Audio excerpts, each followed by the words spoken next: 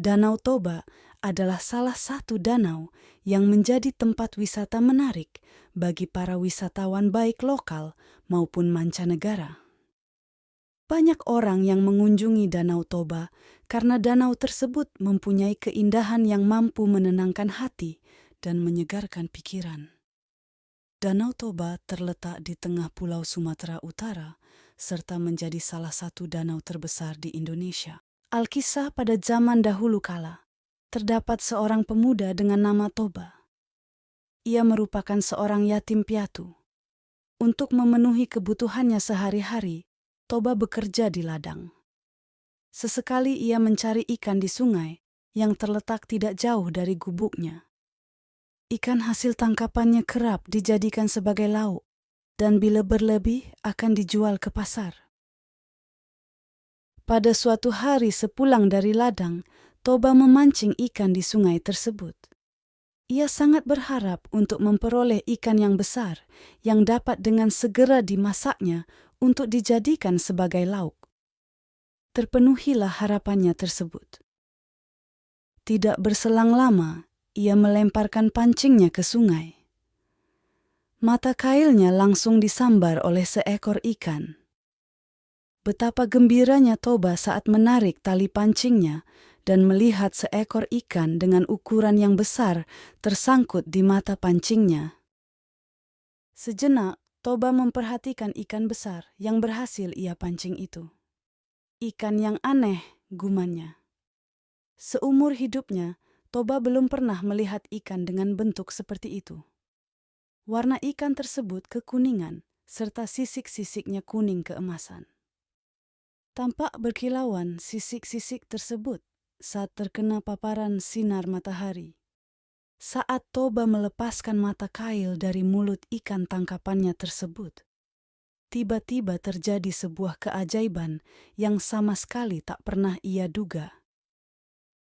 Ikan aneh dengan sisik berwarna kuning, keemasan tersebut berubah menjelma menjadi seorang perempuan yang manis dan elok parasnya. Toba terheran-heran ketika melihat keajaiban yang berlangsung di depan matanya itu. Ia hanya berdiri tak percaya dengan bola mata membulat serta mulut melongo. "Tuan," kata perempuan cantik jelmaan dari ikan kuning itu, "aku adalah makhluk kutukan dewa. Aku dikutuk karena telah melanggar larangan besarnya. Sudah ditakdirkan kepadaku bahwa aku akan berubah bentuk dan menyerupai makhluk apa saja yang memegang atau menyentuhku. Karena Tuan sudah memegangku, maka aku pun berubah menjadi manusia, seperti Tuan ini." Toba lantas memperkenalkan namanya, begitu juga dengan perempuan berwajah cantik itu. "Namaku Putri, Tuan." Toba lalu memikirkan sesuatu dan menjelaskan pemikirannya tersebut kepada Putri.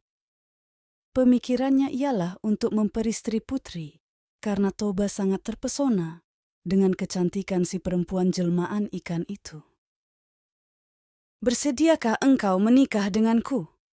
tanya Toba setelah pembicaraannya beberapa saat. "Baiklah, aku bersedia, Tuan. Selama Tuan bersedia juga untuk memenuhi satu syarat yang akan kuajukan." Jawab Putri. "Syarat apa yang engkau inginkan? Sebutkanlah, aku pasti akan memenuhinya. Permintaanku hanya satu. Pastikan bahwa Tuan dapat menutup rapat-rapat rahasiaku. Jangan sekali-kali Tuan menyebutkan bila aku adalah seekor ikan. Bila Tuan menyatakan kesediaan Tuan untuk menjaga rahasia ini, aku bersedia menjadi istri Tuan." "Baiklah, aku berjanji akan menutup dengan rapat rahasimu ini.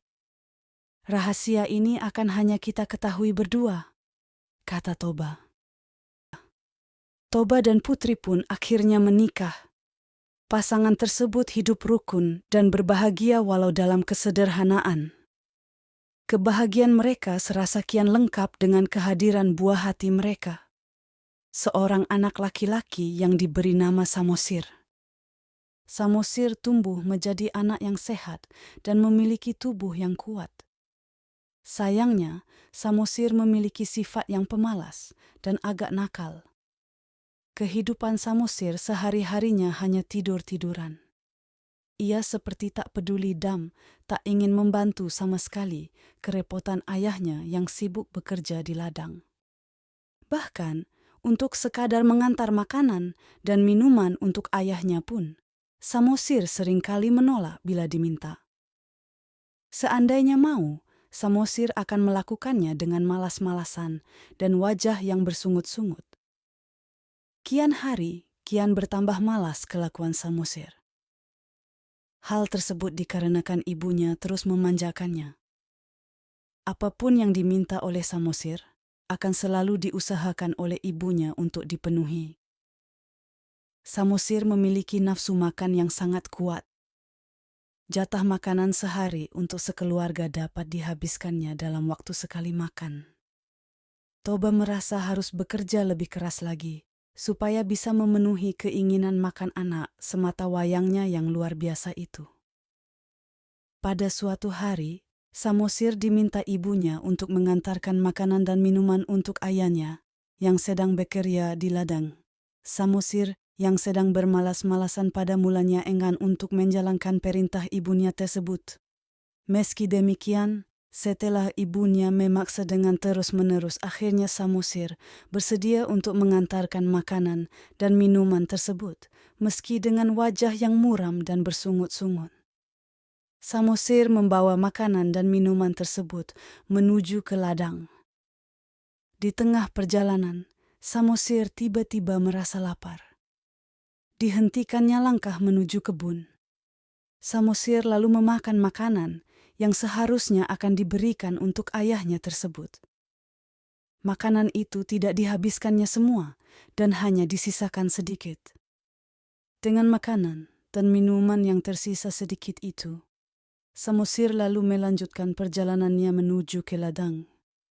Saat telah tiba di ladang, Samosir memberikan makanan dan minuman yang tinggal sedikit itu untuk ayahnya. Toba yang sudah sangat merasa lapar karena bekerja keras sejak pagi, langsung membuka bekal dan sangat ingin memakannya. Terperanjatlah Toba ketika melihat makan siang untuknya sudah tinggal sedikit. "Mengapa jatah makanan dan minumanku tinggal sedikit?" tanya Toba dengan raut wajah marah. Dengan wajah yang polos, seolah tak melakukan kesalahan, Samosir menjawab, "Tadi di jalan aku tiba-tiba merasa sangat lapar, ayah. Maka dari itu, jatah makanan dan minuman ayah itu sudah kumakan sebagian. Akan tetapi, tidak semua kuhabiskan, bukan? Masih ada sedikit makanan dan minuman untuk makan siang ayah." "Dasar anak yang tidak tahu diuntung," makian Toba kepada anaknya. Kemarahan Toba seketika kian meninggi. Serasa tak dapat lagi ia bersabar dan menahannya. Umpatan Toba pun seketika itu meluncur. "Dasar kau, anak keturunan ikan." Samosir sangat ketakutan dan terkejut ketika mendengar umpatan dari ayahnya. Ia dengan cepat langsung berlari ke rumah sembari menangis. Pada saat sudah sampai di rumah dan bertemu dengan ibunya, Samosir langsung menceritakan semua kasihan dan makian dari ayahnya yang menyebutkan bahwa dirinya adalah keturunan dari seekor ikan. Mendengar pengaduan dari anaknya itu, ibu Samosir menjadi sangat sedih. Tak disangka, bila suaminya yang sangat ia sayang telah melanggar sumpah untuk tak menyebutkan bahwa putri adalah makhluk yang berasal dari ikan. Tak berselang lama, Samosir dan ibunya saling berpegangan tangan. Dalam hitungan sekejap, kedua ibu dan anak itu menghilang dan keajaiban pun terjadi. Pada bekas pijakan kaki Samosir dan ibunya, tiba-tiba menyembur air yang sangat deras. Dari dalam tanah, air yang disemburkan keluar seakan tiada henti. Semakin lama tak semakin berkurang semburan air tersebut, malah semakin besar adanya. Dalam waktu yang cepat, permukaan tanah di daerah itu pun tergenang. Permukaan air kian meninggi dan tak berapa lama, kemudian lembah yang digunakan oleh Toba sebagai tempat tinggal pun sudah penuh dengan genangan air. Hingga pada akhirnya, terbentuklah sebuah danau yang sangat luas di tempat itu. Penduduk sekitar lalu menamakan danau tersebut sebagai Danau Toba. Adapun pulau kecil yang terletak di tengah-tengah Danau Toba itu disebut sebagai Pulau Samosir, sebagai penanda bahwa itu merupakan tempat di mana Samosir dan ibunya berpijak untuk terakhir kalinya. Sekian dan terima kasih.